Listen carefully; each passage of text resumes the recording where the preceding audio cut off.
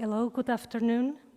On behalf of Culturgest, I'm here just to give you some very brief words to thank you for being here today. This afternoon's meeting is the result of a partnership between the National Museum of Natural History and Science of the University of Lisbon, Culturgest, Acesso Cultura, Batotoieto, Portugal, the United States Embassy, and the SlaveRex Project, an international network that is part of the Smithsonian National Museum of African American History and Culture in Washington, D.C. It is an honor today to welcome Lonnie G, Secretary of Smithsonian Institute, historian, to talk about the role of museums as we address the issues of racism, colonial history, and the history of slavery. Those issues are issues that we are addressing here at Culturgest. It's a debate that we think that it's really important to be an ongoing debate. So, and today's conference, it's part of a larger symposium.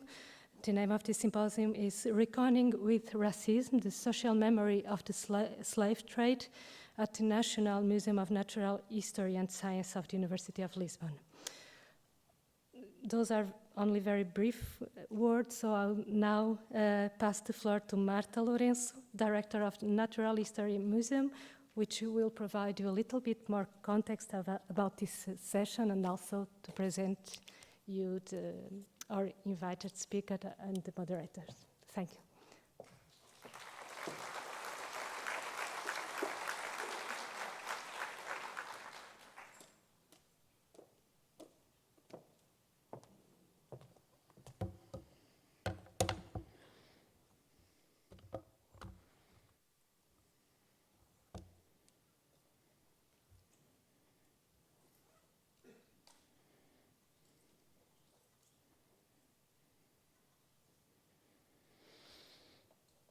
Ora, muito boa tarde a todas e a todos. Good evening, everyone. Thank you, Liliana Coutinho and Culturgest, Caixa Geral de Depósitos, and thank you all for coming to this conversation with Secretary Lonnie Bunch, integrated in 3 days of discussions promoted by the SlaveRex Project. My name is Marta Lourenço, and I am the director, as Liliana said, of MUNAC, the National Museum of Natural History and Science of the University of Lisbon. It is absolutely wonderful to be here with you, colleagues and friends and students. It is a moment I've been looking forward to for many, many months. I think I never told them, but when Raquel Machaqueiro and Steve Lupkeman proposed to organize a symposium in my museum, my very first reaction was doubt. The SlaveRex Project, SWP in short, is an international network hosted by the Smithsonian's National Museum of African American History and Culture in partnership with George Washington University. It is about locating, studying, and preserving shipwrecks and related sites with historical connections to slave trade. The reason for a symposium in Lisbon I could totally understand. But we have no slave trade collections in our museum or even representations of slavery. Although the prospect of hosting Lonnie Bunch was certainly delightful and incredibly tempting, an honor really, why us? Wouldn't we be accused of stepping on someone else's toes? But as our conversations progressed, and especially as I read more texts by Secretary Bunch, I totally changed my mind for 3 main reasons that I would like to briefly address with you. First, as Liliana said, we are not doing it alone. In the last year, Raquel and Stephen intelligently built a small operation network here in Lisbon. 2 museums and 2 NGOs were involved, apart from the embassy and Culturgest, Batotoieto, Portugal, and I profit to thank Zelino and his team. Where is he? Are you there? No, okay. Access Culture, thank you, Maria Vlachou, and your team. Maria? Ah, there she is. The Museum of Lisbon, thank you, Joana Sousa Monteiro and David Felizmino, and everyone. Where are you? There they are. And of course, us, MUNAC, and I thank Ana Godinho. Where are you? And my wonderful staff. It's been a privilege to work with you and to learn from you. Thank you. The second reason that changed my mind, and this one was absolutely essential, was realizing that the abject story of African slavery does not concern only a specific museum, specific collections, or even specific community. Some years ago, when Secretary Bunch was asked what was the most difficult thing about creating the National Museum of African American History and Culture, he replied, and I'm quoting from memory, sorry if I it was in a podcast. He said that the most difficult thing was to make the museum relevant to everyone, and not just the black community in the US. The stories are too big to be confined. And he added, they have shaped American society as a whole, generation after generation.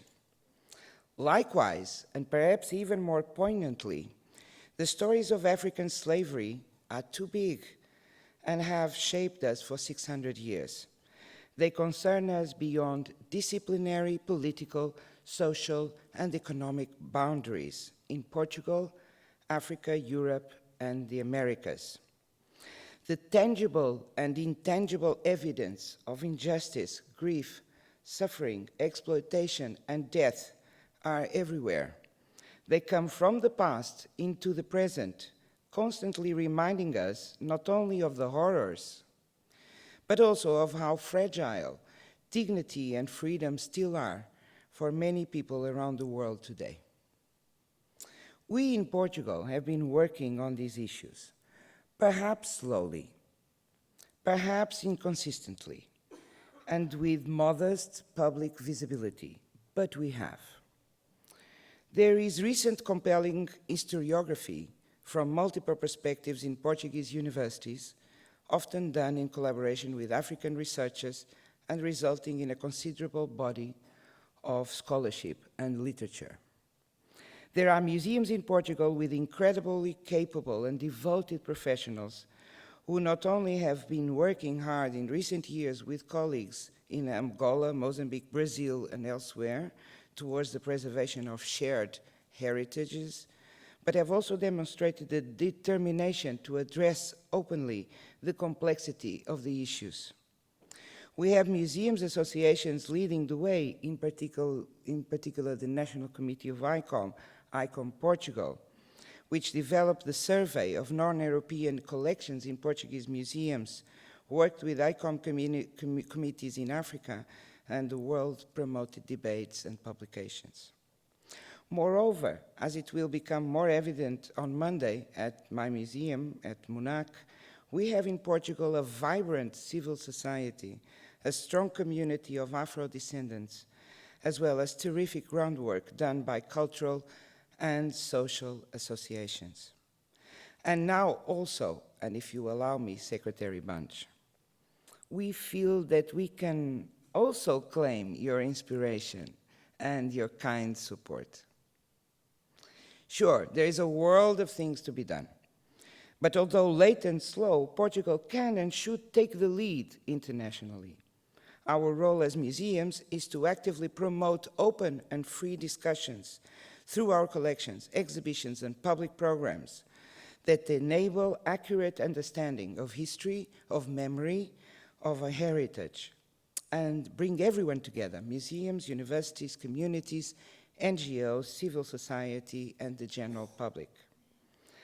The third and final reason for embracing the SWP proposal was more selfish. In 2015, the University of Lisbon inherited from the Portuguese government almost 2.5 million artifacts, specimens, manuscripts, books, maps, and photographs, resulting from over 100 years of scientific expeditions to former Portuguese colonies in Africa and Asia. The care, preservation, and access of these colonial collections are now under our responsibility, our museums. After the shock of the initial years, after a thorough provenance research, an intense reflection internally and with others, the timing for us is wonderful. With humbleness, yet a deep sense of responsibility, we feel prepared and eager to begin a phase of open debates and permanent public displays. For me, this has been an incredible, rich process, and perhaps the most important lesson I learned was about the inescapable ambivalence of colonial objects. On the one hand, the extraordinary splendor and incredible manifestation of human knowledge and creativity, like the image of that recipient from Mozambique that is illustrating this symposium. I'm sure you have seen it. And on the other hand, the dreadful material evidence of human discrimination, indignity, and evil. Colonial objects are simultaneously evidence of beauty and horror. Their truth or authenticity, as you prefer, therefore their stories, can only be grasped and understood when both beauty and horror are considered, object after object after object after object. How to do this? Super difficult thing. Some time ago, I asked a colleague from a museum in Europe whose local decolonizing work I really admired, what was her secret? How did she do it? And she said that the secret was doing nothing, just being available and listen. I love the simplicity of that answer. And although we may feel like it's a platitude, I admit I never forget it. For us museum professionals, listening is a very demanding challenge. We are used to being knowledge providers, and it's difficult for us to listen because it means sharing power and authority. We feel our power and authority are precisely our greatest social value. But there is a big misunderstanding here. As New Zealand indigenous scholar Linda Tuiwai Smith said, and I quote, "The power to define what counts as real knowledge lies at the epistemic core of colonialism," end of quote. Locating ourselves museums and recognizing the place from where we are speaking is a very important first step. For decades, our authority has been excluding important stories that are essential to our accurate understanding of the past and present, of the truth and authenticity of objects, and of ourselves as humans. An authority that excludes is an eroded authority, absent of social value and meaning. On behalf of the organization and all of us, I'm grateful to Secretary Bunch, the Smithsonian Institution, the National Museum of African American History and Culture, the Slave Rex Project, and everyone involved in the preparation of this Lisbon event. More to the point, let me present our speakers today. Lonnie Bunch III is a historian and since 2019, the 14th Secretary of the Smithsonian, an institution that encompasses 21 museums, including 2 in development, 21 libraries, the National Zoo, and many research and education centers in the US. Secretary Bunch became famous for being, and rightly so, for being the creator and founding director of the National Museum of African American History and Culture. He chronicled this saga in his beautiful book, A Fool's Errand, creating the National Museum of African American History and Culture in the age of Bush, Obama, and Trump. Secretary Bunch's scholar interests are widely published, ranging from the Black military experience, the American presidency, and African American history in California, diversity in museum management, and the impact of funding and politics on American museums. The conversation with Secretary Bunch will be moderated by two prominent women whom I greatly admire, Paula Cardoso and Sofia Lovegrove. Paula Cardoso is a journalist and founder of the well-known digital community AfroLink, which gives voices to African professionals and Afro-descendants in Portugal. She has been prominent in the media through books, online talk shows, series of TV programs, and chronicles in innovative journalism projects such as Gerador and 74. A member of the Portuguese Citizens Forum, her current interests encompass the promotion of Black representation in Portuguese society and women's mentoring and entrepreneurship, among others. Last year, Paula Cardoso was distinguished by the Euclid Network, an organization promoting civil society and social enterprise, as one of the top 100 women in social enterprise in Europe. Sofia Lovegrove is a Portuguese-British heritage professional and independent researcher based in the Netherlands. She is currently working at the Cultural Heritage Agency of the Netherlands. Her work focuses on promoting more representation and multivocality in the heritage network and on international cooperation. Sofia holds an MA in Heritage and Memory Studies from the University of Amsterdam. Her thesis was titled Narrating the Past, Perpetuating Violence: The Afterlives of Colonialism in Two Heritage Sites in Cape Verde and Portugal. Her research lies at the intersection of critical heritage and memory studies, with a focus on how museums, heritage sites, and public memory engage with the colonial past towards building more just societies. Again, I look forward to the conversation today and the ideas that will come out of it, and also the 3 days of discussions. And now, over to our speakers, Lonnie Bunch, Paula Cardoso, and Sofia Lovegrove. Applause for them.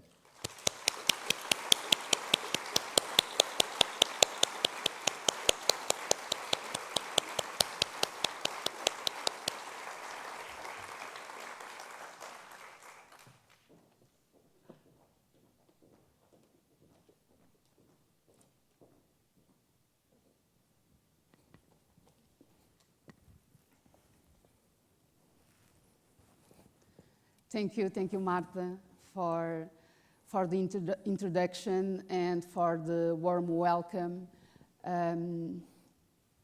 First, I must say that it's a privilege and an honor to be here, to join this conversation with you, Lonnie, and with you, Sofia. And also, I'm very happy to see so many familiar faces in the audience. Thank you for being here. And I know, of course, that you are here to listen to Lonnie and to learn from his experience. So we are going to start right away with our conversation. And I can't remember a better way to start than with your legacy, this National Museum of African American History and Culture. You started developing this museum when there was already a National Museum of American History. So why this museum was needed or is needed, and what this museum is about? Can you tell us a little bit? And I've got how much time? I know that you wrote a book about it. Well, thank you, first of all. Thank you for both of you. Thank you for all being here, and thank you for my dear friend, Ambassador Levine, for taking the time. I really appreciate you being here. In some ways, I'm here not as an expert, but as a collaborator, to understand the challenges that you face, how those continue to shape what we do in the museum world in the States. For me, creating the National Museum of African American History was crucial on several levels. On the one hand, I was a curator at the Museum of American History for many years, and I realized that no single building can tell the story of America. And that in essence, in single buildings, African American culture is the ancillary story. It's a story that maybe you'll see once a year, or maybe you'll see an exhibition here or there. And I really felt that African American culture, in many ways, was the quintessential American culture. If you want to understand American notions of spirituality, resiliencies, and optimism, where better to look than the African American community? So I felt that this was a story that had to be told, but told in a way like a two-sided coin. That one side should give the public a deep insider's view of African American culture, that it should help Americans understand their tortured racial past. It should help people understand both the pain and the resiliency, that you should be able to sort of cry, but also tap your toes to wonderful sounds. But if it just did that, I think it would fail. I think the other side of the coin was to say that this is the story that shapes us all, not the ancillary story, but we as Americans do not understand ourselves if we don't understand that story. So for me, it was really about giving America the tools to be better, giving America the tools to better understand themselves. And that's why it was so important to build that museum.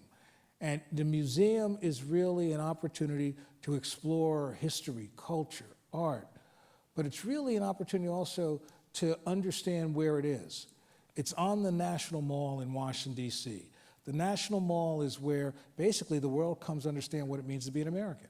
It's where you see the Capitol or you go to the different monuments. And I felt that it was important to basically make an intervention on the mall, to say that rather than simply seeing white marble buildings, let us see a building that would remind us that there's always been a dark presence in America that is crucial to our understanding. So for me, it was all about both doing something that was different in cultural institutions, but also really suggesting to America that there's another way to look at its history, to look at its culture. Thank you. So I've also been reading A Fool's Errand, that Marta already mentioned, and which I would recommend to anyone wanting to know more about the history and the difficulties, the challenges, but also the beauties of creating this museum. And in this book, you mentioned that slavery had to be a priority in this museum. Can you tell us about the reasoning behind that? You know, when you build a museum, part of that foundation is scholarship, right? And there was 50 years of good scholarship on slavery. But the other part is understanding the public. Years ago, I was doing an exhibition on slavery in a southern plantation, and I met somebody standing next to a slave cabin who was 90 years old, and he had lived in the cabin with his enslaved grandmother. So for a historian, this is the Holy Grail. He's telling me amazing stories. But at the end, he said words that have never left me. He said, I'm not even sure what a historian does, but if you do your job well, you have to help people remember not just what they want to remember, but what they need to remember. And as we did this survey, it was clear that the number one thing people did not want to talk about was slavery. But the number one thing they also wanted to talk about was slavery. So therefore, to me, it meant that we needed to center this experience on the slave experience, to say that there is a long story. Slavery is not the only story, but in some ways, slavery is foundational to the American experience. And so that's why we decided it was so central. And that was really it wasn't a difficult decision at all, because I really felt that if we could help people face their tortured past, and slavery, in some ways, I always say in Washington, if I'm at a dinner party and I want to get out, I mention slavery and the party ends. So I wanted to change that dialogue so that people would feel comfortable having that discussion. Yeah, I've been thrown out of many parties. And how it was important to use history to help the US to grapple with questions of race. Can you expand a little bit on this? Yeah. I mean, the goal here was really not to build a museum, but to build an institution that could be transformative, to build an institution that really contributed to greater understanding and greater appreciation of the past. I could talk to you for hours about the kind of content that we wanted, but I'll tell you what the single goal was.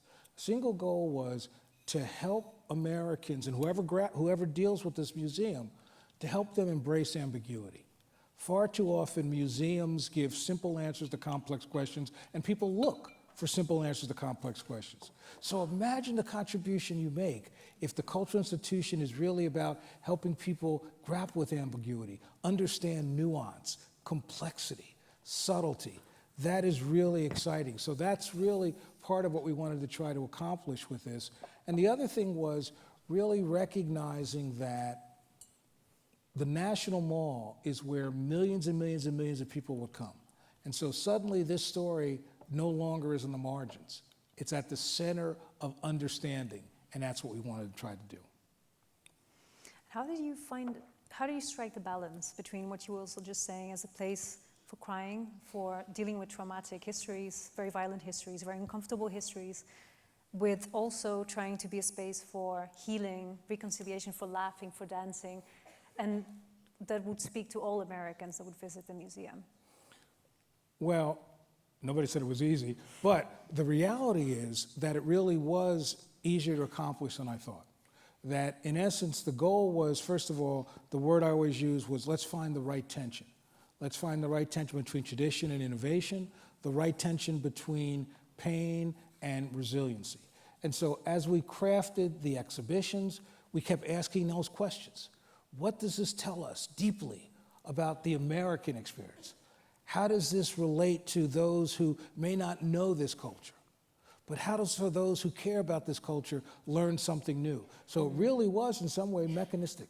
That I basically said, let's look at how these three issues play out in every exhibition we do. But the other thing was that one of the things we realized how important it was is that people talk about slavery or the slave trade, and they get overwhelmed. But if you can reduce it to human scale, which is why we looked at the São José, for example, if you can reduce this so that people can not just simply say those enslaved, but this family, this plantation, and that was really a way to get people engaged. And to be honest, the surveys we did told us that while there was great debate over how difficult you could tell, what difficult stories you can tell, there was great hope for reconciliation. There was great hope to try to find understanding. Not in every quarter, okay? But I figure if you get 80% of Americans, you're doing okay. And so I think that the notion was that we would make sure that we craft spaces that would give people the opportunity to come together. One of the best examples is one of the most sacred spaces in the museum is an exhibit around Emmett Till. Emmett Till was a young man murdered brutally in 1955, and that in essence, when his body was discovered, his mother, who was devastated, demanded that the casket be opened so that the world would see what was done to her son, and that basically reinvigorated the movement for social justice in America. So we wanted to tell that story, and we wanted to tell it with the actual casket that he was in, and that it is really the space where everybody cries, but it's also a space where people come together. I'm always struck that when I was the director, every day I went into that space because that would remind me of the importance to struggle. And one day I was in the space and there were two people crying, a young African-American woman and an elderly white man. And they're crying and crying. And then they looked at each other, and I don't know who said it, but somebody said, "Can we cry together?" Mm-hmm. And in some ways, while it sounds like a made-for-TV movie, the notion was that if people can find spaces where they could come together, share pain, but take that and find resiliency and hope, that's part of what this museum does. So that happens time and time again throughout many parts of the museum. Mm-hmm. And how this project, this work about, and this healing process helped you to better understand the place and to look at the history of slavery in the museums. Let me say it differently. How this helped you to understand the place and how slavery is needed for us to understand what we are today and how we get here, how we got here. In some ways, what was really important was people are now comfortable recognizing that their grandparents' or great-grandparents' DNA shaped who they are today. But they're less comfortable understanding the historical DNA, right? The fact that these historical issues continue to shape us who they are. And so for me, what was really sort of crucially important about the museum was to every day, every bit of the work we did, to remember that this museum was as much about today and tomorrow as it was about yesterday. And that notion of saying that this work on slavery is really about an unfinished dialogue. It's really about illuminating the reality of how that institution continues to shape America in profound ways, obviously shape many other nations in profound ways.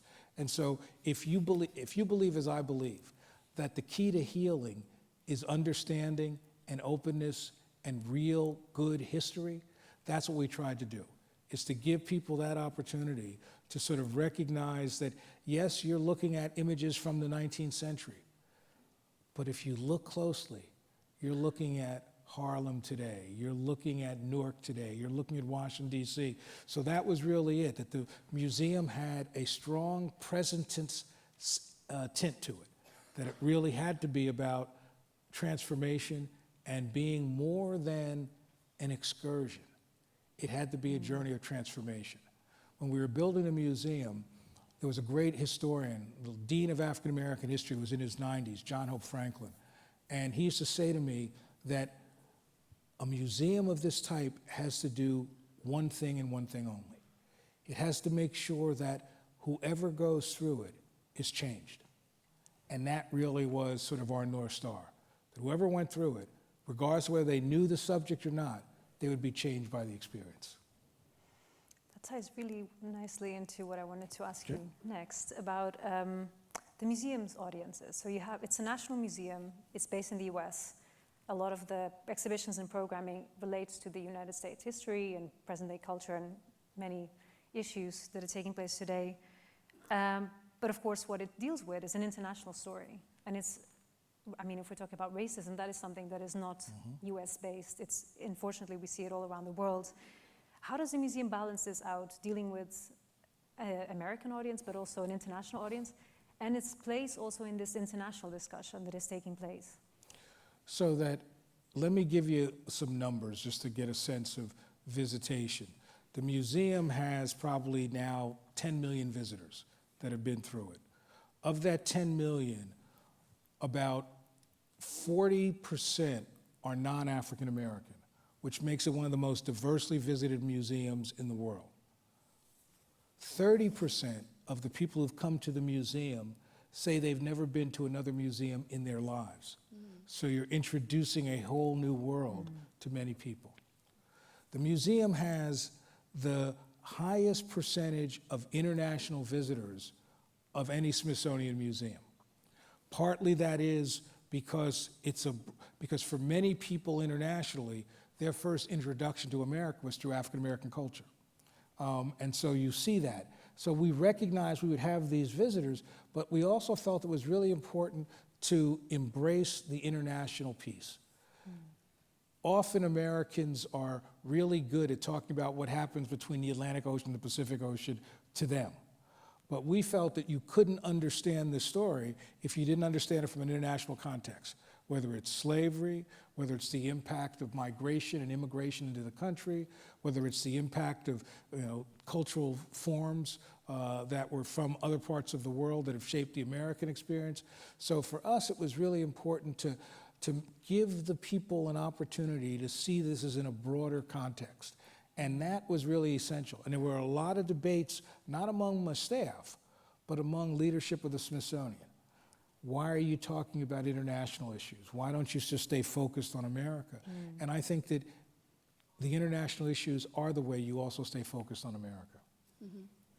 You were talking about this audience, this huge audience, 10 million visitors. It's something, it's really relevant.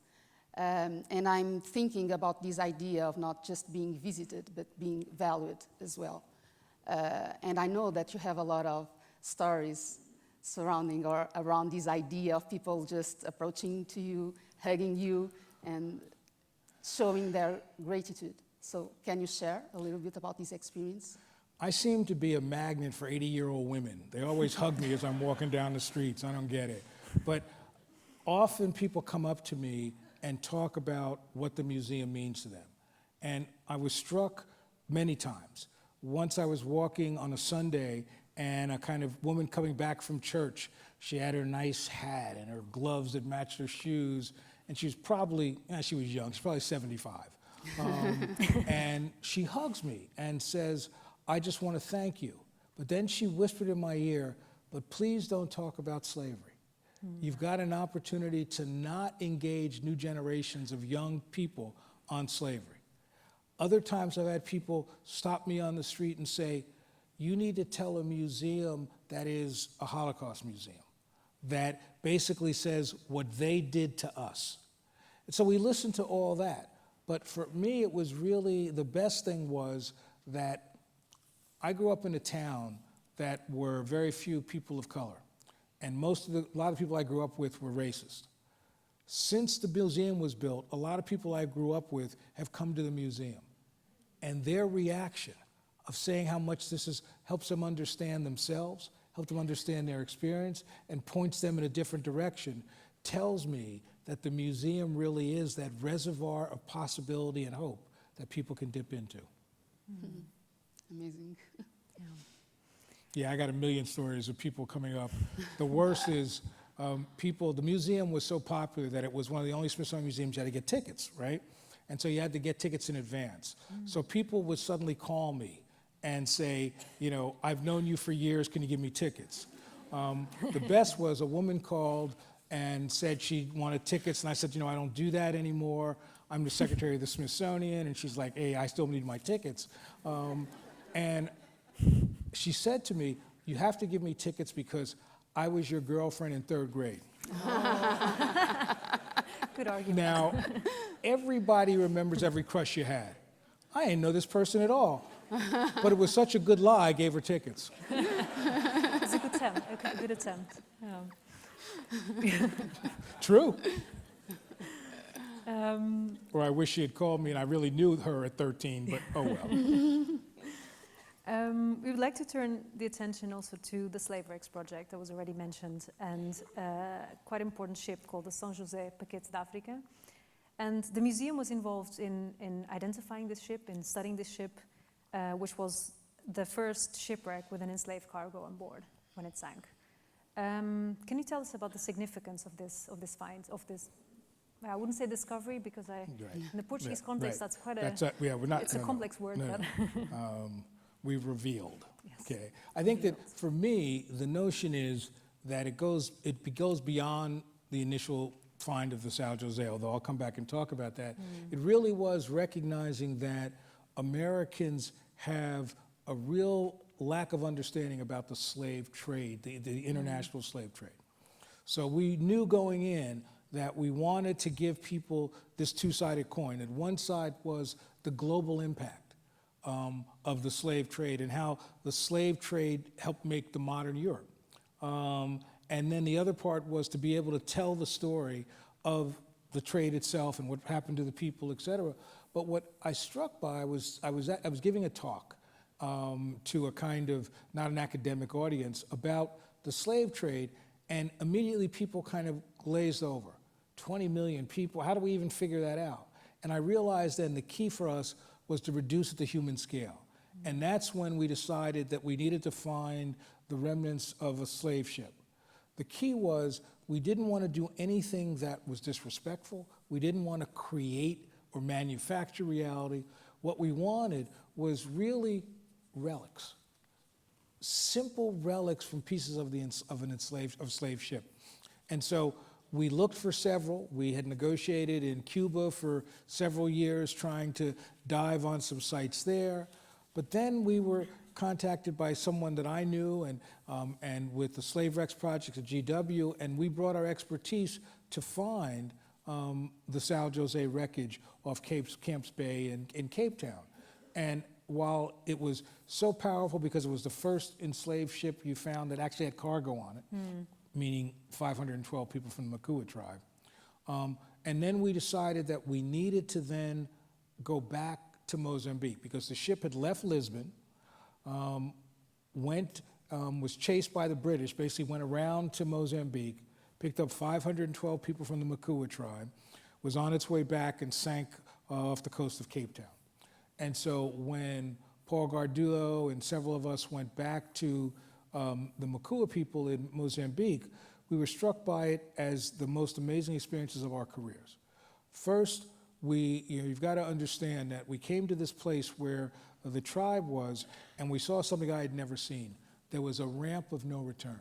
I've seen doors of no return, but to see this ramp where you walk down this ramp, and it's hard to walk even today, but you walk down this ramp, and the beauty of Mozambique Island, the water, you found yourself thinking what pain it must have been just to think about walking down that ramp, seeing that beauty, and knowing you'll never see it again.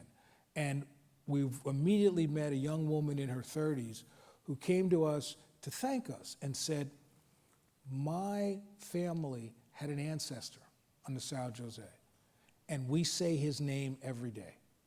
And immediately you realize this isn't about yesterday, it's about today. And then we met with one of the chiefs of the Makua people, and he basically gave us a vessel that was wrapped with cowrie shells, and it was a vessel, and he said it was a gift. And I look at it, and it's full of dirt, and I'm trying to figure out what kind of gift this is. And then he said that his ancestors have asked that we take this soil back and sprinkle the soil over the site of the wreck, so for the first time, since the 18th century, our people can sleep in their own land. And to me, that was worth everything we had to do. But then we decided to take it back to the site of the wreck. And the day we were going to do this, it was horrible weather, kind of like your rain today. But it was really bad, so bad we couldn't get the ships out. It was probably like the day the São Jose ran aground, the way the wind and the rain were pushing it. And so we couldn't get the boats out, and we had 3 divers, and they swam out as far as they could, and then they dumped the soil. And as soon as they did, the rain stopped and the sun came out. It was both the eeriest, but also the most gratifying. It's almost as if that by doing that, you actually gave peace to those people that were once on that ship. And it was without a doubt one of the most special days that we ever had in my career, but I would argue anybody who's there, it was their career as well. So what it really made us realize is that this is really more important than just thinking about what this meant hundreds of years ago. That it really is about helping people find themselves, find the pieces of themselves that are missing. And I think that's what we did with the São Jose. And I think it was really important for the Slave Wrecks Project because what we wanted to do is, like many we know so much about slavery, but what we don't know is often in the water. And so to think about, here is a new area that we could really learn more from, and we wanted to stimulate conversations, but most importantly, stimulate dives to look around the world, be it off the coast of Senegal, off the coast of Brazil, on a Caribbean island. We wanted to help people really use the training that we have, work with them collaboratively to be able to sort of create new people who would really begin to do this kind of exploration, because we think it is both important from a scholarly point of view, but it's also important in terms of healing and remembering. Mm-hmm. We are talking about slavery and how it's central for our present experiences. And you are talking about Mozambique, about South Africa, but we are here in Portugal, and Portugal is a leading player in all this transatlantic slave trade, and how Portugal is related with this project. It is involved. Do you have any institutions working with these projects that you are running at US? Well, I mean, I think that we are really working with our collaborators here in Lisbon, because the notion, it seems to me, is that it's both helping us understand even more about the São José. So today we went to visit the site of the owner of the São José and his castle, or his, and to be able to walk and see what were some warehouses, to get a sense of where the dock was. So in some ways, as somebody that, was in Mozambique, was in Cape Town, suddenly this kind of filled the triangle for me. And I think that part of what is happening is, by learning more, the research that's being done at George Washington and others, by learning more about the owner, about the insurance, about the money that was made, about what it meant for the elite of Lisbon and Portugal. And in some ways, much like many other countries, we're discovering how so much of that money really established the elite of today. You look in the UK and you can see direct relations between those who made money off slavery or were compensated when slavery ended, that they're really the elite in many ways of the UK, and I would argue it's similar to here in Lisbon. So part of what we're really trying to do here is to learn, so that we all learn where the tentacles of slavery and the slave trade were, how those tentacles have shaped the kind of economic landscape, but also how then those tentacles still shape the current landscape. So it really is this sort of piece that says, what does this tell us about Africa and the trade? What does it tell us about the people involved in the trade? And what does it tell us about the ongoing, contemporary resonance of the slave trade? And that contemporary resonance is probably in many ways, ultimately the most important part of what we do. I think Paula already alluded to that Portugal had a very significant role in the slave trade and slavery, as I think everybody here will know. However, this is not a story that most people know about, and it's also definitely not a story that is often, the people are very open to tell, those who do know about it. Having been in Lisbon now for a couple of days, and having visited a site such as this one this morning, which is, I think, quite powerful, for what it represents, and also for its presence, its material presence in the city. Do you think that this could be a starting point for telling this story in a more significant way in Portugal? I think that part of what the challenge for places like Portugal is to not be overwhelmed by the totality of the story, but to say, where are there very concrete ways we tell that story? In a way that, because basically to transform a nation's ability to rethink its history, to change its narrative, is a long process. But I think that if one has sort of these concrete moments, whether it is turning that space into more of a museum-like site, whether it is what we're doing on the web, but the reality is having those concrete moments that reduce it to a scale that says, this is not the story of international slavery, but this is a story about us and how we fit into that. That, I think, is crucially important. I think the other thing that's helpful is that there are a lot of people that don't want to grapple with this in any country. But what we found in the States, and the States is not a model, so I'm not telling you, but what we found in the States is that places that had cultural credibility, that had an opportunity to reach beyond a single community, brought people together to grapple with these issues, to begin that process of change. Now, candidly, the Smithsonian being a place that's trusted, the Smithsonian being in the center of the Washington Mall, that helped. And candidly, that was one of the reasons why I was willing to give 11 years of my career to build a museum, because I knew symbolically, forget whatever else we did, symbolically, that would say, this is a story that all Americans need to understand because it shapes us in profound and contemporary ways.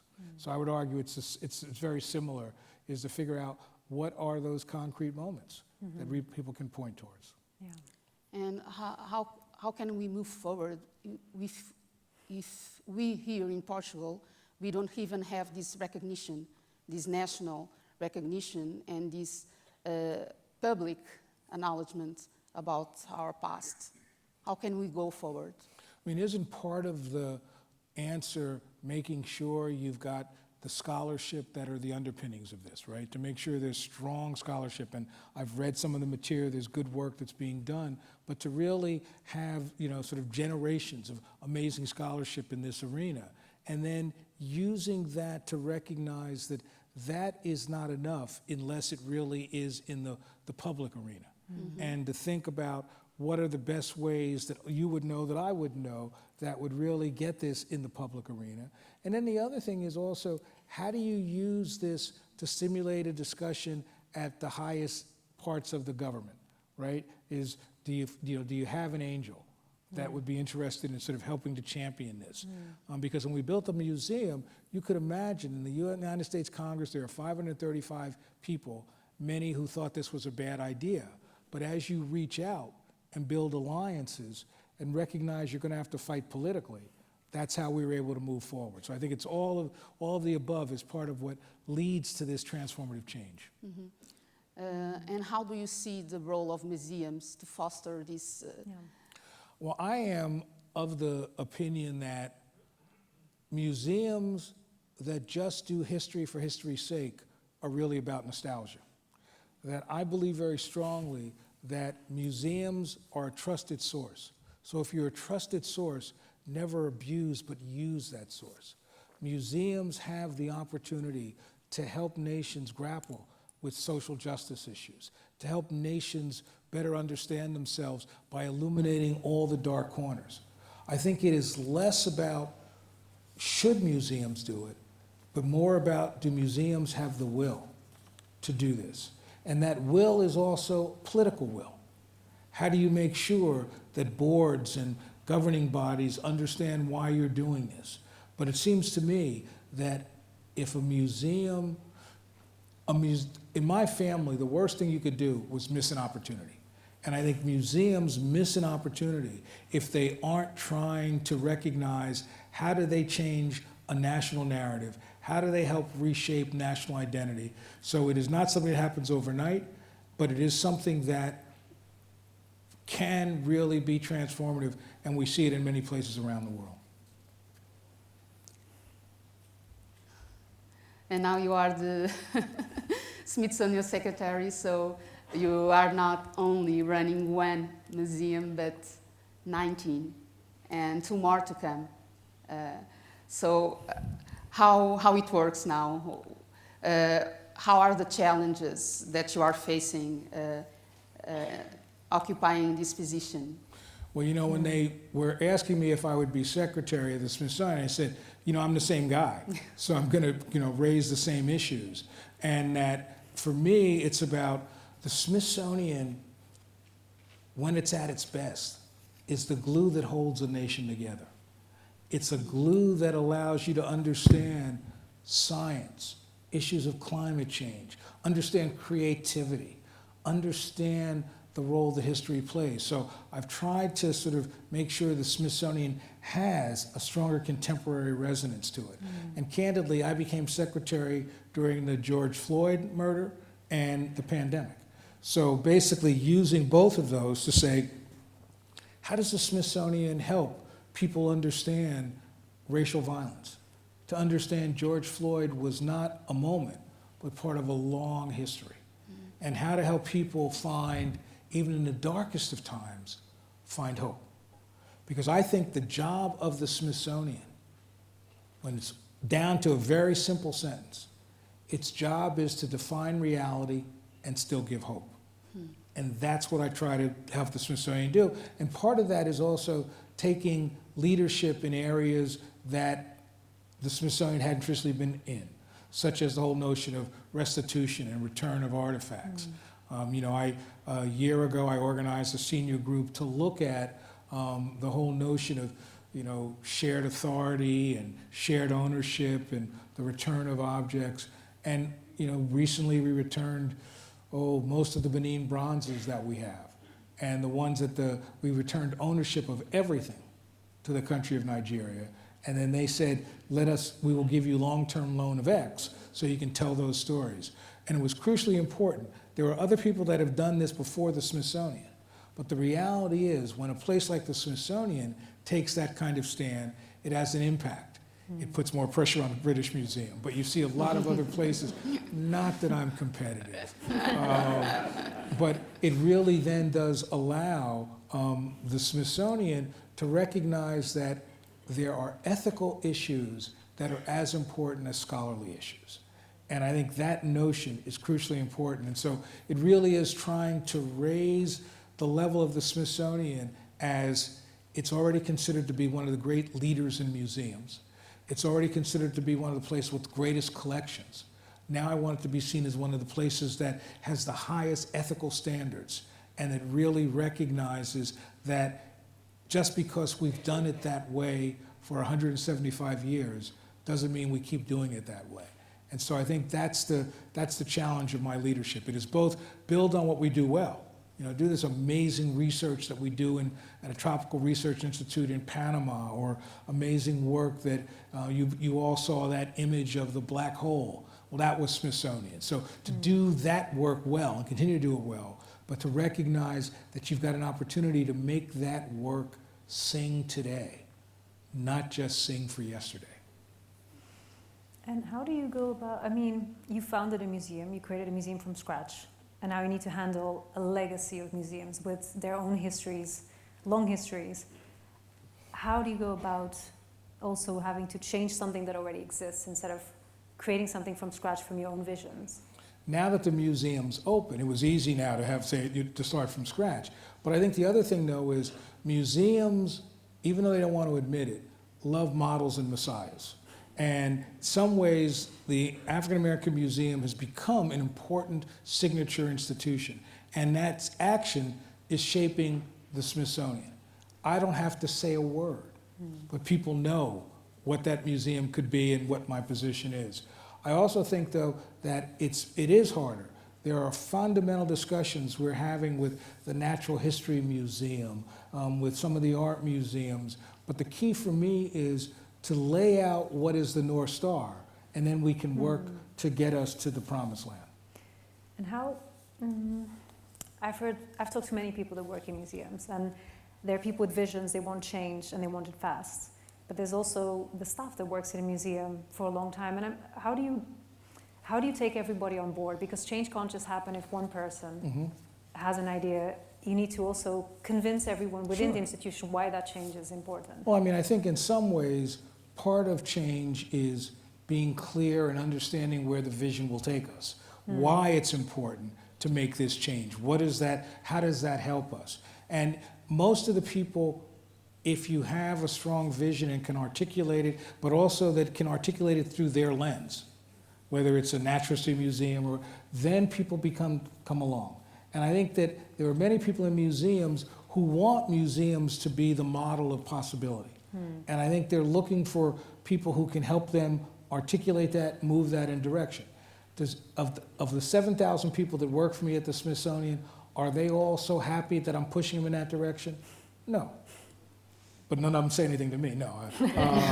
But I think that the reality is that it is about the vision, because everybody at the Smithsonian, regardless of where they sit, want their work to be transformative, want their work to change the world or to change the academic questions. So I think that being able to frame it through that lens is how you begin to get buy-in. But not everybody's going to, come around. And you're right, building the African American Museum, I hired everybody. So it was real clear, if you didn't like this vision, this is not the place for you. Right.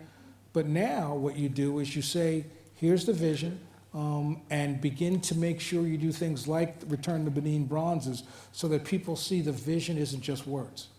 And that, I think, begins to lead to some change. Because at the Smithsonian, I've been in and out of the Smithsonian since I was a 26-year-old kid. And the thing we used to always say is, whatever came forward, this too shall pass. We can hang in there and they'll basically, so my notion is to make sure that there's enough concrete movement so that they see this is not going to pass, at least not anytime soon. You are sharing when you assumed the the Museum of No. This is something that you say about this National Museum of African American History and Culture. That you took the job because you would love to see your ancestors smiling. Yeah. Can you tell us about this experience and how you relate to your roots? So I was a longtime Smithsonian person. I've worked at the Air and Space Museum, I've worked at American History, built the African American, and now as the secretary. So I've had basically 4 postings at the Smithsonian. And what was clear is when they asked me to come back to build the National Museum, I didn't want to do it. I was happy where I was. But also, remember, the museum began with a staff of 2, no location, no collections, no money. So why did I think I could do that? It's interesting. Throughout my career, I have never talked about ancestors and the impact and role of ancestors, just under anything I did. But today, the day they offered me that job, suddenly I began to think about ancestors. And I realized that I was president of a museum in Chicago. It was really important, and it was nurturing my soul. But I realized that if we could build a museum from scratch that could be transformative, that could do things people didn't believe they can do, that could nurture the soul of all our ancestors. So really, that notion of recognizing this was bigger than me, more important than anything I wanted to do, is what led me back to doing that. And it was the kind of thing where people have always said to me, what if you failed? It never crossed my mind that we would fail. Never crossed my mind. I knew that we would be nimble and we'd have to adjust. I had an old girlfriend once who used to say to me, never panic, adjust. So I've always kept that in mind as we went through building this museum, but it never dawned on me that we wouldn't do it. Because if you hire gifted people, you have a strong idea, you understand that it's also political, so you've got to build allies in both sides of the aisle in Congress. If you recognize all the challenges, but then you put together good people to do it, it never dawned on me that we would fail. So what it was in some ways, the best model for me was not other museums. The best model was looking at entrepreneurs, looking at startups, looking at people in the tech industry. So what I did is I looked at all of that, read all that literature, and said, okay, here are the challenges, both of startup, but also the challenge of a leader staying too long, or a leader not being open to other ideas. So I used all of that to help me move the museum forward. So maybe I was naive. I remember we had what would you call it? Not strategic, yeah, strategic planning. We had a strategic planner come in, and he kept saying, well, you know, you're not planning for failure. You've got to plan for failure. So I fired him. I don't do failure. So that's really what it was, that we believed we could do it. And how this experience shaped the leader that you are today at the Smithsonian? Well, you know, you realize that if you're lucky, you grow and evolve in your career. You know, I love this notion that people say, oh, well, we want a director like you. Well, I wasn't me in 2005. You know what I mean? You learn these things as you go along. And I think the key where it's changed me was there are 2 levels. One is the recognition of how important a cultural institution can be globally. And that if you do it right, it can be that thing that's transparent, transformative. But it also made me comfortable in places that I wasn't comfortable. Mm-hmm. It made me figure out, how do you work in a divided Congress? Mm-hmm. It made me figure out, how do you take 490 trips to ask for money, right? So there were all these things that I learned as a result of the process. But the one thing that even in the worst moments, there was this sense of, this is too important to fail. This has an opportunity to be transformative. So we'll figure out a way to get it done. And how you did it. We need some tips. How you made it.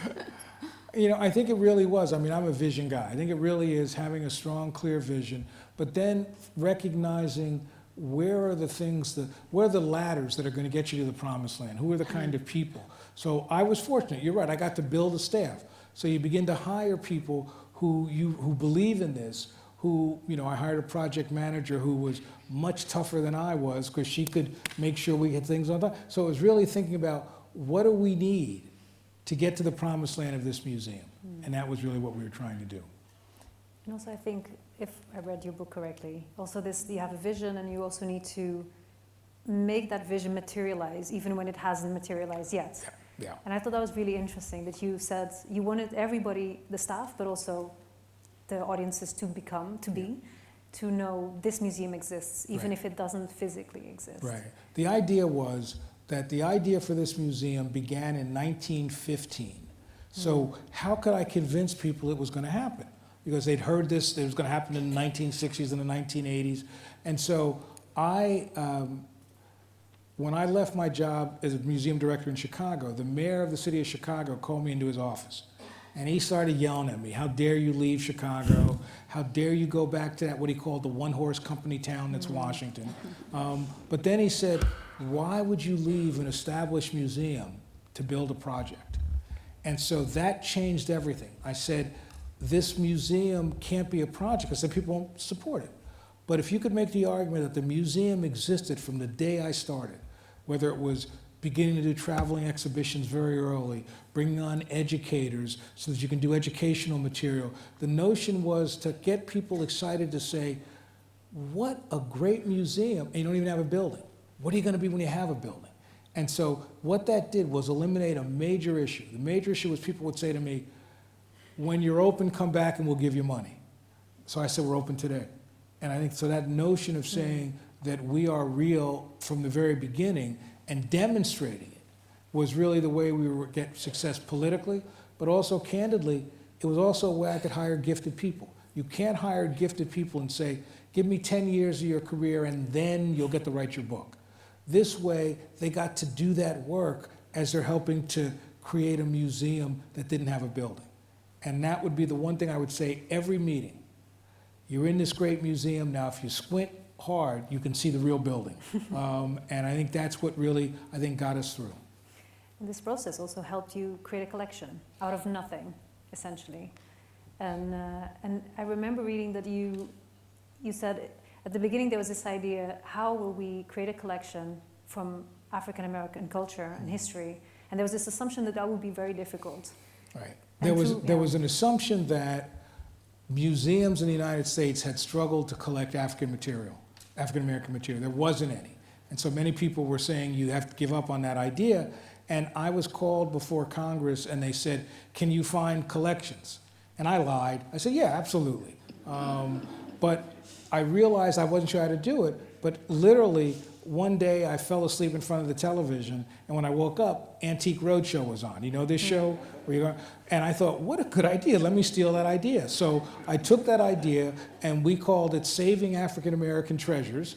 And we went around the country asking people to bring out their stuff. And it wasn't about collecting. It was about helping them preserve grandma's old shawl or that 19th century photograph. But obviously, people would then bring stuff. And for me, the transformative moment was there was a woman named Harriet Tubman. She was a great abolitionist, crucially important, and there were very little collections of Harriet Tubman. So we had done one of these programs in Philadelphia, and somebody called me and said, I missed the program, but I've got collections of Harriet Tubman. And now I got to be honest. I said, I'm a 19th century historian. You don't have anything of Harriet Tubman, so don't waste my time. But he kept saying, come to Philadelphia. So I went to Philadelphia.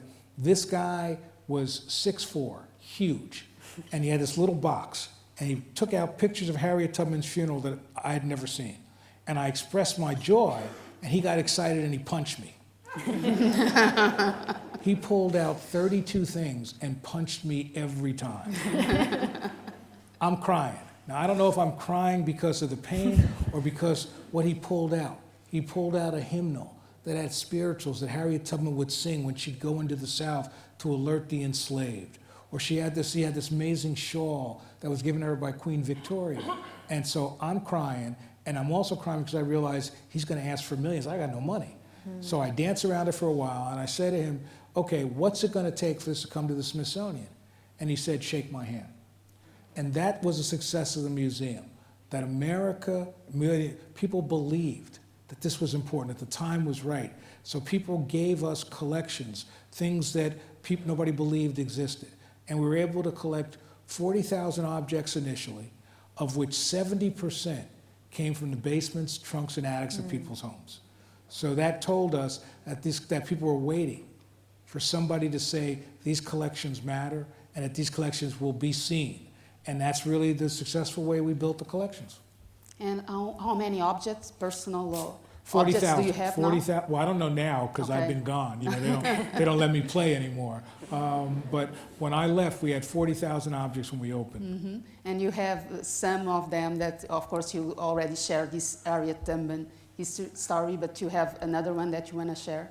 Well, got a million in it. So I'll tell you, here's where it shows how dumb I am. Chuck Berry, the great guitar player for many of the early rock and roll, I had called him and said, I would like a guitar that you wrote some of those early songs on. And he said to me, well, I'll tell you what, I'll give you the guitar if you take my car. And he had a 1972 candy apple red Cadillac. I don't want this thing. But the staff was so much smarter than me, and they said, oh, no, this is really important. It's a good symbol to him, and let's do it. So we agreed to take it, and now I will tell you my story. There are different stories of how this plays out, but I'll tell you my story. So what happens is I send this young man, really early in his career, to go to Chuck Berry and get the car, and get the guitar. So he gets there, and he calls me the next day and says, Chuck Berry is mad. Chuck Berry doesn't want to sign the deed of gift. Chuck Berry keeps yelling he doesn't trust you.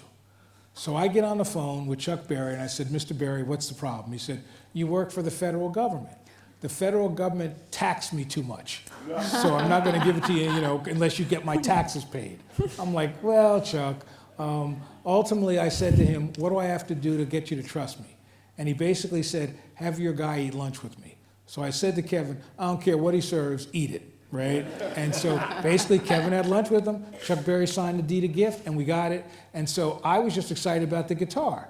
But the staff kept saying, no, put the car out on display as well.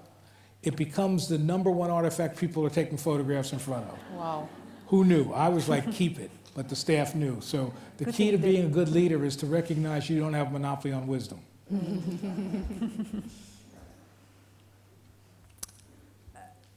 I would like to ask maybe, I think I would like to go back to the topic of restitution that you already, because that was a whole question that I had prepared that you answered without even knowing I would ask it. But I was wondering why last year? Why was the policy reviewed last year? And can you maybe say something about what that means in the United States context? Because there's, of course, restitution within the United States, repatriation or restitution to other countries and other communities. Mm-hmm. Why did it happen last year? What influenced you to make that decision, the Smithsonian to make the decision to review this policy? Well, part of it was my whole career has been about sharing authority, that recognizing that you learn so much about the past by grappling with the living community, by sharing the authority, understanding that there is scholarship that is not academic. There is scholarship that comes from community. So I've always in my career thought, how do you balance that? But then I think in light of George Floyd, in light of Me Too, in light of I was in the UK and other places listening to people sort of either talk about it or not talk about it, I just felt that it was important for the Smithsonian to do this. So we put together people to explore this question, and then really the Benin Bronzes was really the best example of us to do it. To be able to say, it's much like I said, the museum existed without a building. Let's get this policy going without spending 5 years figuring out how to move it. Let's use the Benin Bronzes. So it really was an opportunity to sort of test this idea, to test the resistance within the Smithsonian, to test any political resistance from, throughout the United States, because there was a great fear. Oh my God, that means you're going to give everything back. No, the chances of that are very slim because the Smithsonian's done a really good job in its 175 years of ethical collecting. But there are moments where the Smithsonian failed, and those are the moments we need to make sure we address. And I think the other side of it was why it was so important was I had a lot of conversations with German museums and British museums, and the notion was that we should do this, maybe. And I said, well, let us just do it. And hopefully that'll then give smaller museums cover if they needed to do this, but also to really put a little pressure to say that if the Smithsonian is doing this, grappling with this, you too should as well. So it really was about how do you help the Smithsonian be the most ethically moral institution it can be, and then how do you use that to also influence in positive ways other cultural institutions. And it was interesting also that the policy review, put ethical considerations above legal considerations, if I understood correctly. What I did is I married ethical considerations to scholarly considerations, and then legal was then below that. So, smart move. but I'm not a lawyer, so hey. Exactly. No, we were talking about objects. That's why here in Portugal we are not having this discussion at all. We are trying to bring this topic to the table. This idea about restitution, about knowing how many objects we have in our museums that were looted from African countries, but we don't have a number. I don't know, Sofia, if you are aware of anything, but there are some initiatives. Recently, our Minister of Culture just announced that they are trying to collect this data. But at the same time, this same person just said that it is important to have these conversations privately without making much noise about this subject. What do you think about this? Do you think that we should have these conversations in the public space or more privately, as the minister suggested? Well, you know, I'm a public historian, right? So I do think the public sphere is crucially important, but it's only important if you use it right, so that it really does both get you to the answers you need, but also allow you to put, let me say it another word, allow you to encourage others to see the light. And I think that's really the part of the challenge. I think that what the issue really is, how do you make sure that as you do your data collecting and you that you don't let the perfect stand in the way of the good? That often cultural institutions wait until they've got everything in the way they think they've got it, and it may take years. My notion is there ought to be moments where you can use this desire now to begin to demonstrate again. I'm a big believer of demonstrating what's possible, to demonstrate what you can do through issues of restitution, or at the very least, the conversations around restitution are crucially important because they get at your own national identity, they get at, you know, the notion of being a colonizer, and what does that mean in the Portuguese lens rather than, let's say, the UK or the French lens. So I think all of that is for the good, but I just think that the key is, the best example I can give you is that there were people in Washington who said that you can't start to build the National Museum of African American History and Culture, you have every penny. What I did is we did groundbreaking when I only had about half the money, because I figured the next day I made a big hole next to the Washington Monument, and I figured they wouldn't let a big hole stand next to the Washington Monument, and we got the money we needed. So I'm not saying everybody dig your hole next to your monument, but let's find a hole here. But the notion is that the key is to think, how do you strategically move these conversations along so they're more than conversations? How do you model effectiveness so that if there are a couple examples, that gives other people the opportunity to think about what this means for their institution? Right. I was just thinking if it is possible to do it without these public conversations. I don't think so. I don't know. I think it's better if there's a public conversation, but you got to control that conversation, right? Define it how you need to define it. But I mean, because partly the goal is less about simply returning an object. It's more about coming to understanding, both within an institution and externally, why that's important. And that why really then is a ripple effect of change throughout other cultural institutions. So I do think there's a benefit to kind of public conversations around this. Yeah, and because I'm thinking that making these conversations only privately, we are not going to be represented, we black people here in Portugal. That's why I'm bringing this to the table, because I think that this is not going to happen. Mm-hmm. Yeah, I mean, I think it's important that you've got really good people in many of the Portuguese museums that want to grapple with this. What you want to do is find ways to help, find ways to sort of encourage that, that conversation and really that action. Because I'm not real big on conversations, but the action that comes out of conversations is what can be transformative. Right. I have one last question before we open To the audience. The audience. But I was wondering, Paula, if you still had any question before that. Yeah, I'm thinking a lot. So many things. questions. No, you can go, Sofia. Yeah. I think you already gave a lot of very good advice and suggestions and pointers to cultural institutions also in Portugal, or museums in Portugal.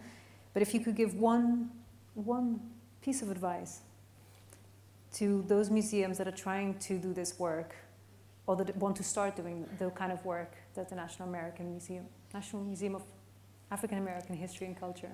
The Blacksonian. The Blacksonian. It's a mouthful. Yeah, it's a mouthful. Yeah, I just call it the museum. Everything else is secondary. But I think that for me, it's really two things. One is that there's a strategic aspect to this, to think not just let's do X, but what does this really mean for us in the long term, and how does that be supportive? And then the other thing is always that having the will isn't enough, but having the will and the strategy to implement that will can get you to the promised land of change. I think that's a pretty good piece of advice. So I think it's the moment to open up for space for questions from the audience, which I hope will be many, many questions. Don't be shy. But don't ask me my favorite football team. It's Benfica. We already talked about it. I think there's a question. Yeah. Hi, I had two questions actually. The first question is, I'm curious, the gentleman who was 6'4" from Philadelphia, how did he get the Harriet Tubman memorabilia? And my second question is more of a conceptual question. The Goethe Institute sort of helped create something called Museum Futures. I'm not sure if you're aware of the project, but it's a conceptual project that imagines what decolonized museums in Africa would look like. And the concept of bricks and mortar ideas of museums might be out of date, or at least needs to be rethought, especially in the context of the African continent. The initial idea for the project grew out of a series of conversations where museums heads came together and talked about sort of, how this should look. So I wanted to ask you, in terms of the future of museums in the global south, or maybe just specifically across the African continent, where do you see it going in the 21st century? Because these are really, such fascinating, and these are PhD theses questions I'm asking you, but yeah. Sure. Well, first of all, the gentleman who had this was a collector of books, and Harriet Tubman's great-great-grandniece heard about him. And as she was on her deathbed, she basically called him and said, I don't know what to do with this stuff, do with it what you will. And he could have sold it, but instead he called me, and that was transformative. That generosity is so special. I mean, I think that I spent a lot of time thinking about the future of museums, and a lot of time future museums in Africa. And I think that, what the future is finding the right tension between tradition and innovation. That I think that there are amazing technologies that allow people to engage with the cultural issues we care about that don't need bricks and mortar. But I also understand, probably for another 100 years, there's something still powerful about the symbol of a brick and mortar museum, which is why some people are trying to grapple with that. And I think, though, if you really say, let's find the right tension, the bricks and mortar may not be the solution. But the reality is that what museums really symbolize are the identity of a place. And so we haven't gotten yet to the place where technology symbolizes that identity as much. But I think we're moving there. But I don't ever see us moving away from bricks and mortar, but I see us moving very rapidly towards doing what technology does best rather than asking technology to do everything. And I think that's going to be the future. More questions there? 2 questions. Ah. Maybe, if you don't mind, maybe mentioning your name and where you work, or if that's relevant to share. Okay, who's got the mic? I see. Here.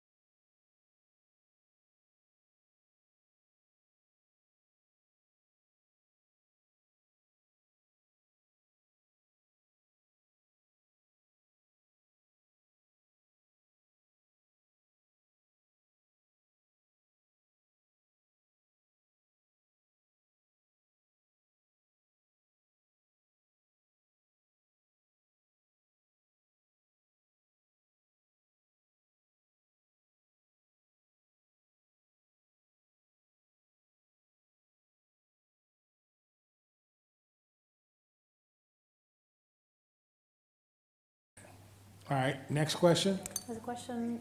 There was another one first, a lady with the pink sweater, I think. And then a lady here in the second row, I think. Or third. Hello, I'm Diana Barbosa. I'm a science communication officer at a research institution in Portugal, the Institute of Contemporary History. And it was a delightful conversation. Thank you very much. It's an honor to be here and listening to you and your experience. And I would just like to ask about, since you were talking about restitution and the origin of objects on your collections, what has been the experience you've had regarding Native American collections and objects? In some ways, part of what made it easier for me to sort of create this new policy is that for 20 years, we have been dealing with repatriation of Native American materials. The difference was there was a federal law that said do that, not about these other issues. So that really helped us. And it taught us in several ways. It taught us that, one, not to be afraid of repatriation, because while there were many tribes who really gladly wanted their material back, there were other tribes that wanted the Smithsonian to maintain those. So that notion of somehow you'll lose everything is flawed. I think the second thing that it's taught us, though, is that most repatriation issues are not as big as the Benin bronzes, right? They're not as visible. So it really is making sure we put in place processes that allow us to deal with smaller issues that are crucially important to people and to families, but they may not rise to the visibility of Benin bronzes. So to make sure that we've got that process in place was crucial for this. I see a question here. And I think there was someone else, a bit, yeah. There. Thank you very much for this very enlightening conversation. You talked about ethical collecting. Could you hold it closer? Okay, sure. You talked about ethical collecting, and my name is Clariana Marquez, and I'm an independent freelance archaeologist, and I'm quite interested in what are the tenets for this ethical collecting, having in mind the history of some of the archaeological works and how they were collecting for certain type of governmental colonialist programs. So how do you define that? And even nowadays, there are problems, there are institutional, academical problems with the mindsets and the collecting methodology in field work. So I was quite interested if you could elaborate a little bit on that.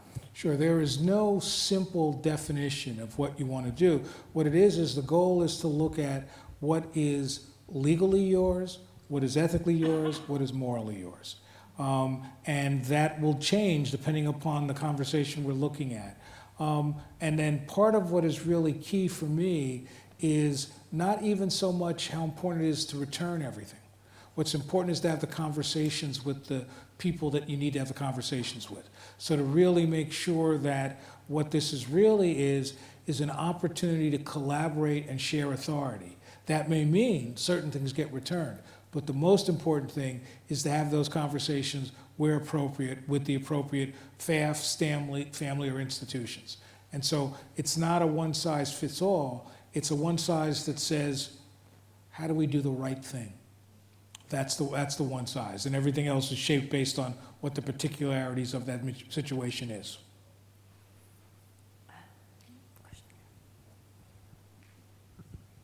Hi. Uh-oh, I'm in trouble. My name is Randy Levine, and I am the American ambassador to Portugal. And as you know, in my last life, I sat on a number of museum boards, and a very interesting thing happened during COVID. It almost began what I think is a movement of sort of the democratization of museums, because we needed to continue to generate programming, and we need to continue to communicate with audiences. And the nature of these audiences changed museums that were local or regional museums into international museums. Now these dialogues and even maybe the changes amongst the directors and their relationships can certainly allow for these kinds of conversations, which are certainly regional and have to be reconciled with their regional governments and constituencies, but can take them and move them into a larger format. So how would you recommend to museum directors, to constituencies, to different groups to be able to use these technologies and use this sort of democratization? I mean, there were people doing studio art tours. I did a studio art tour in Korea. Because I was able to do that from my bedroom where I was spending COVID. So how do we use those tools to help us move these conversations into the public domain?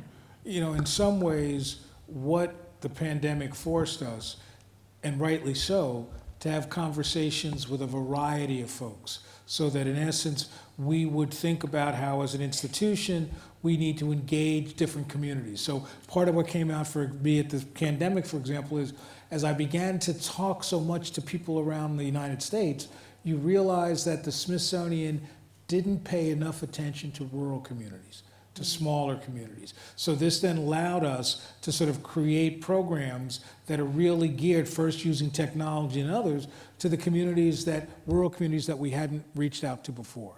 The other thing that I think was so powerful, though, that you're right, Ambassador, is that what it allowed people who had voices that weren't considered equal got a chance to participate on that level. And that was really crucially important.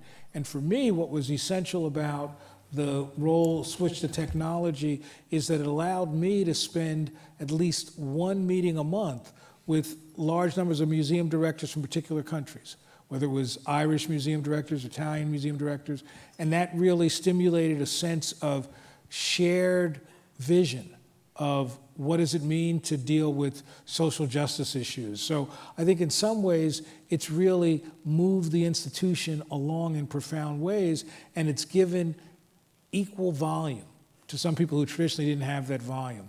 I think the challenge now is for us to figure out what is the right balance between the kind of Zoom world and the in-person world, and how to make sure we don't lose that sense of democratization that was at the heart of that. So I think that's really one of the challenges, but what I love is it gave us an idea of what's possible. And I think that's all for the good. I think there was a question here. Okay.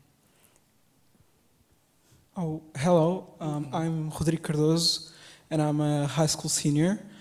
You addressed many of the adversity you faced while collecting some, let's say, pieces that would later integrate some of the collections. And my question is essentially, what's the current, let's say, greatest challenge you face as the Secretary of the Smithsonian? Thank you. Well, I think that there's the obvious challenge. The obvious challenge is the notion of resources, right? When I started at the Smithsonian, the federal government paid 95% of the budget. Right now, the federal government pays 60% of the budget. So it really means that if you're going to continue to grow, it's got to come from philanthropy, it's got to come from earned income. So there are things that we have to do to grapple with that. I think that's crucial. For me, the biggest challenge is to help people understand all the possibilities of the Smithsonian, that it's not the nation's attic. Rather, it is the nation's collective memory. Rather, it is where sort of ideas of science meet society. So really trying to help people understand that the Smithsonian is more than what you think it is. But what it really is this amazing gift, I would argue, to America, maybe the world, to be able to say, here is all this information and amazing ways to interact with each other across many disciplines that don't cost you a penny. Or a euro, whatever, sorry about that. Question We have here and as there, well. sorry. Okay, there, yeah. Hello, my name is Margot Gabriel. I'm an American journalist. Can you speak up just a little? Sure. My name is Margot Gabriel. I'm an American journalist living here in Lisbon. And I had a question about, you said, there's the importance of having community scholarship. And within the context of, we are here in Portugal and obviously aware of the transatlantic slave trade and everything. how do you think we can tell the full narrative, the full story? Because that's something that I like to explore as a writer living here. And Paula mentioned, the Minister of Culture, I think, wants to have these conversations privately, and yet we don't have a physical building that addresses the history of slavery in this country. And so, with your expertise and your experiences, what do you suggest happens here so that that full narrative can be told? I mean, I think that, we make a mistake often of thinking there's one street to go down, and that it seems to me that you know where you want to get, or at least you think you know where you want to get. So let us approach it on two tracks. One track might be through governmental issues, whatever that is, whether it's, the mayoral or the, but then it's also, how do you build? I would argue the African American Museum would have never been built if there wasn't public desire and pressure to raise these issues. So I think it really is a kind of two-way street, and I think that'll get you to where you want to be. There's one question there, and then here. Yeah, we have here. Raise their hands first. You can go here first in the middle, and then we go.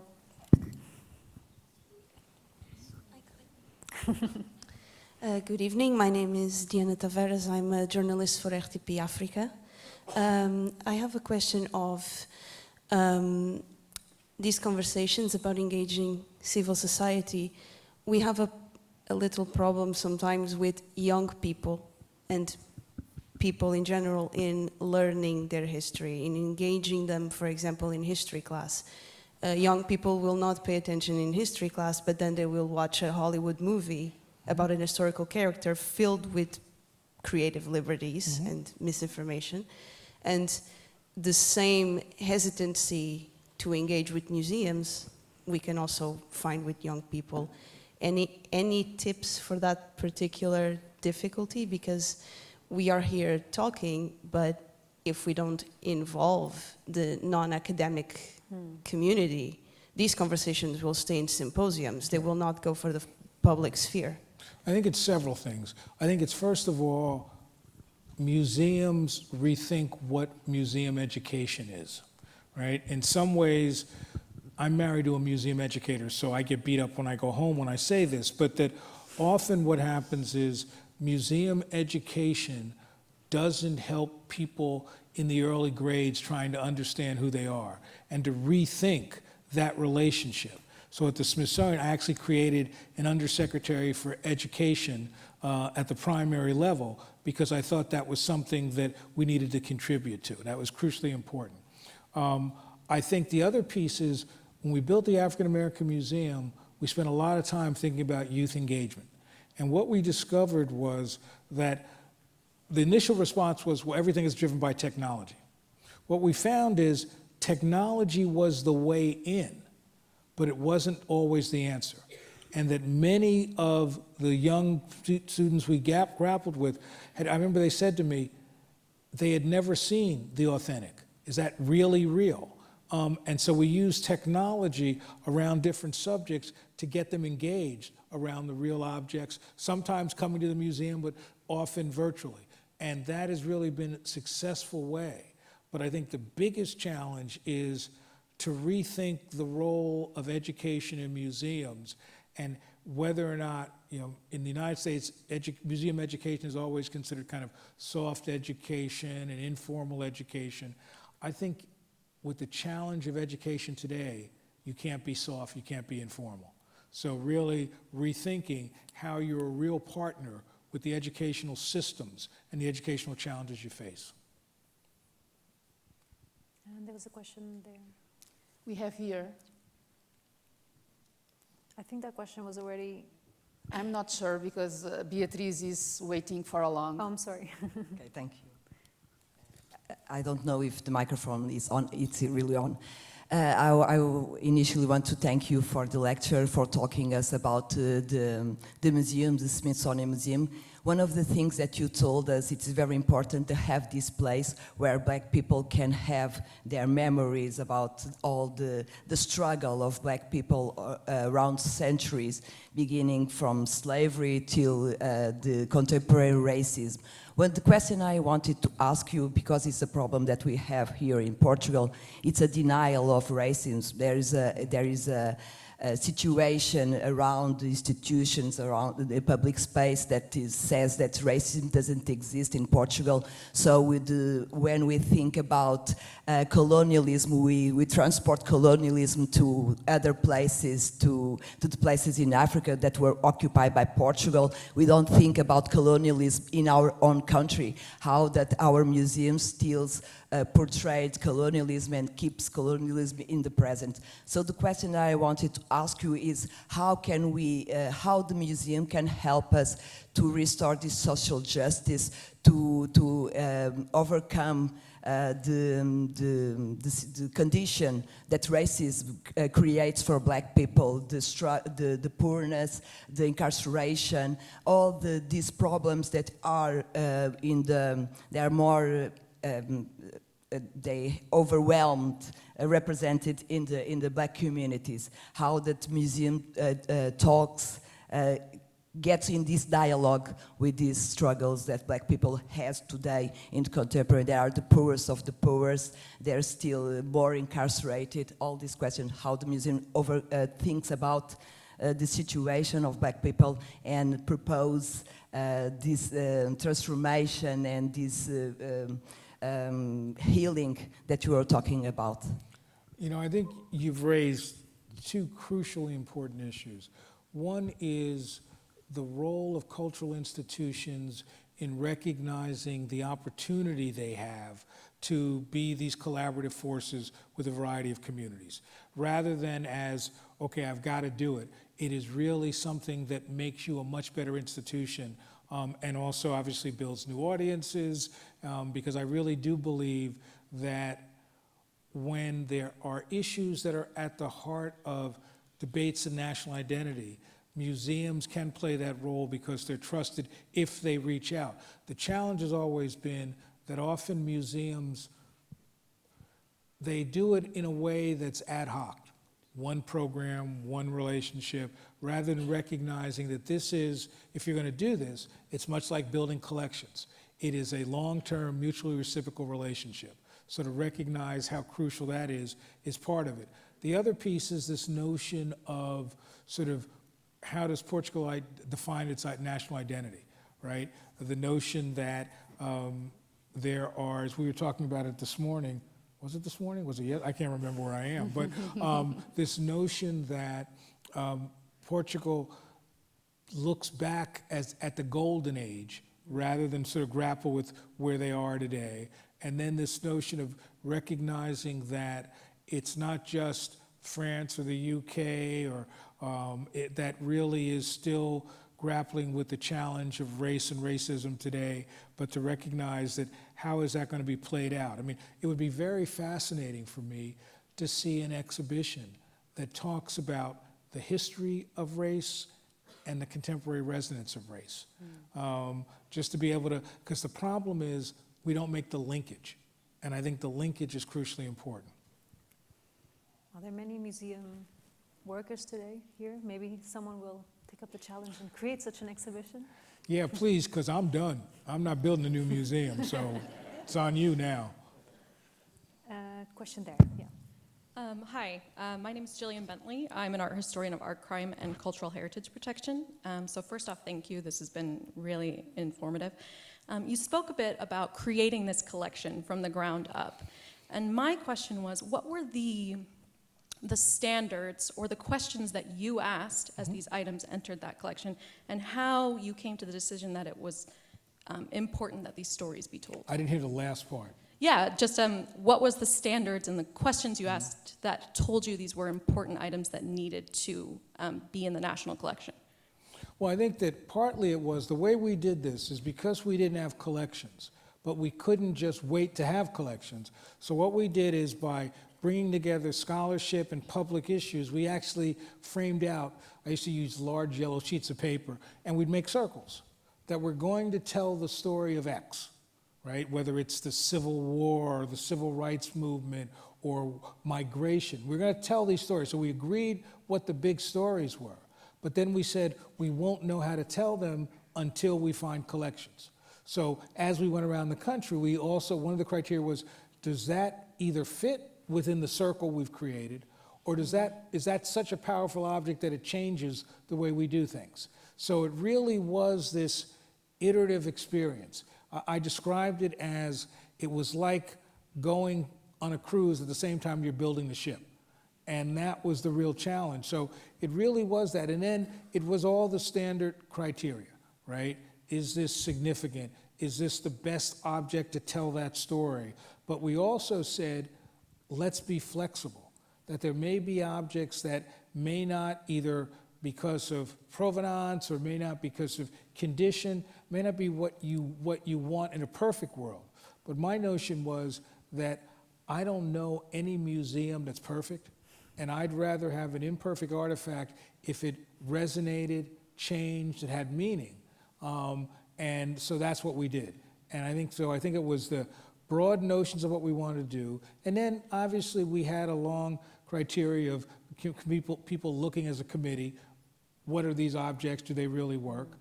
I must admit, there was time to time I'd say, you know, I know the committee believes that, but we want this, so let's do it. So I think that we did, I'm pretty pleased that we were able to find collections that weren't always redundant, and so that we weren't going to have to figure out in 100 years, how come you have 7 Cadillacs or something. But I think that what was so powerful was the fact that the curators, the advisory scholars, and others would engage on all of this. So that would help us make sure that object made the cut, or to tell the story we wanted to tell. We have only 5 minutes left, actually, so let's... Yeah. Excellent. Hi, my name is Kelsey DeWire, and I'm an underwater archaeologist and program coordinator through East Carolina University in North Carolina in the US. And my area of research looks at the identification of enslaved African women throughout artifacts of the slave trade. I'm blessed to live in Eastern North Carolina. It's a very rural community, and we face items of racism every day. I live 15 miles from the town of Princeville, which is one of the earliest areas of slave descendants, some of whom have Portuguese genealogy. And I wanted to ask you, as we talk about museum curation, and with the Smithsonian specifically, how do you incorporate elements of oral histories or oral discussions, maybe specifically to women, maybe not, into different levels of museum engagement without having those tangible artifacts present? We do it on so many levels. Because the goal of the museum was to humanize these subjects, oral histories are everywhere. And one of the things through the museum, there are more oral histories and words because I wanted the community to speak. I didn't necessarily want scholars to speak. And so we spent a lot of time doing oral histories. And for example, one of the work that Paul Gardulo, I guess you're still on my staff, I don't know, but you know, you're like at the museum, you know, is working on is, as part of a major exhibition called In Slavery's Wake, is doing oral histories in different parts of the world, whether it's Brazil, whether it's in Liverpool, and to use those memories as ways to sort of make these stories human, to make these stories engaging, but also to help people recognize that living communities have powerful memories that will help us better understand enslavement. Do we have time for one more? I think we have time for one more question, yeah. There's one here and one, okay, maybe 2 questions. Okay. Hate being the one in charge of the, Okie dokie. the time. I'll keep it brief. My name is Mitchell Esaias from the Black Get a Archives little in closer, Amsterdam. I can't hear you. My name is Mitchell Esaias from the Black Archives in Amsterdam. Thanks for the great conversation. And I hear a lot of similarities between Portugal and the Netherlands about, you know, the denial and disavowal about the history of slavery and its legacy. But I did see a shift in the public discourse and debate, and therefore also in musea. In the Netherlands, there's even the idea of developing a slavery museum, a national slavery museum in the Netherlands. And I think one of the important elements has been the role of activism and civil society.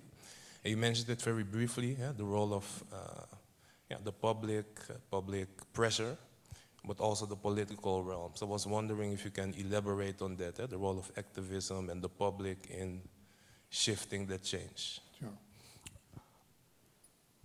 I spent a lot of time building, when we were building the African American Museum, working in the media, making sure that there were stories about the work we were trying to do, making sure that people understood the nuance and complexity, writing op-ed pieces, doing podcasts. So really recognizing that part of the leadership of an institution's job is to build that goodwill.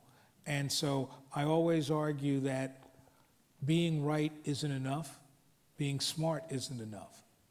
You've got to be political. You've got to figure out, I always liken this to, in America, a political campaign. You are trying to get people to support X so that X is better than Y. So what are the ways to do that? And so for me, it was always about being visible before the museum opened, that it was important that these stories were raised, and then doing a lot of community work, getting people excited about the museum so they would do everything from call Congress people to, just basically make sure that people knew that this museum had to happen. So I really do think part of this is sort of shining a light that can only be shown by having people say this is important. And there are a variety of ways of getting that, but for me it really is, at least the way I thought about it, was I thought about it as a political campaign.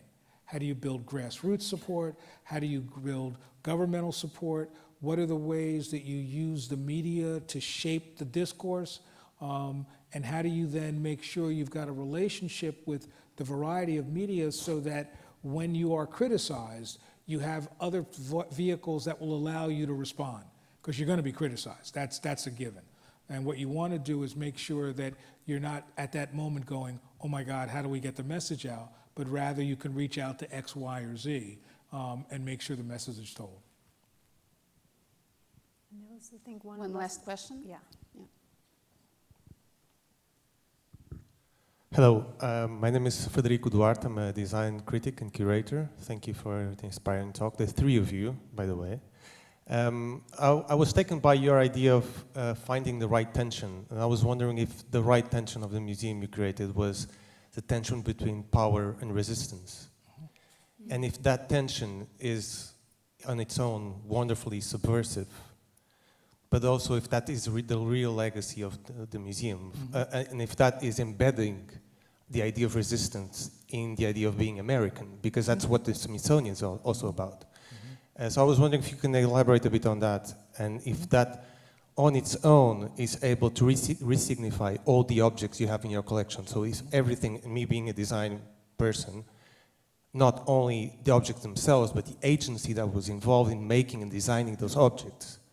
And so if the resistance is part of also the history of America in that sense. What's important to me was,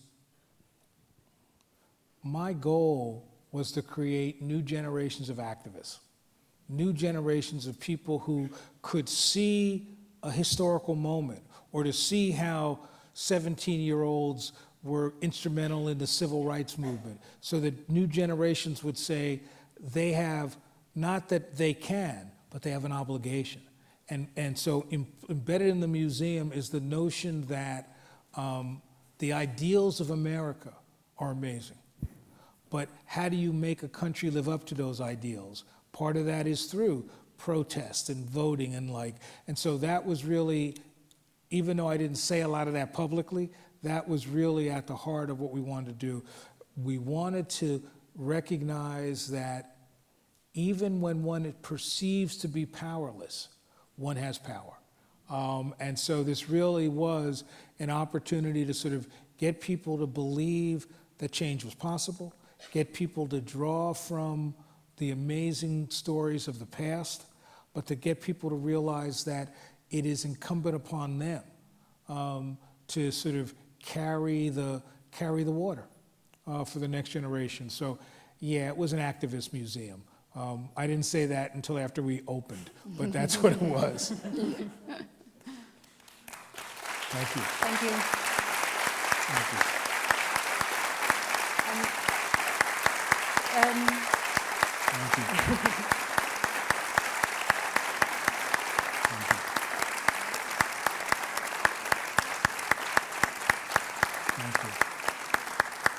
So does that mean when they run me out of the United States, I can get a job in Portugal? Wow. Just checking, just checking. I just wanted to, well, thank you so much, Secretary Bunch, for sharing your immense wisdom and experience of the last, oh, you're not that old. Yeah, right. Decades. Yeah. And Paula, for the incredible work of moderation. It was a great pleasure and honor working with you. For the organizers, for making this important talk possible. Yeah. And for everybody for coming here tonight. It's horrible weather. I swear, for those that are visiting, Portuguese weather, it tends to be better than this, but today it's not a good example. And have a nice evening. Thank you. Thank you. Thank you.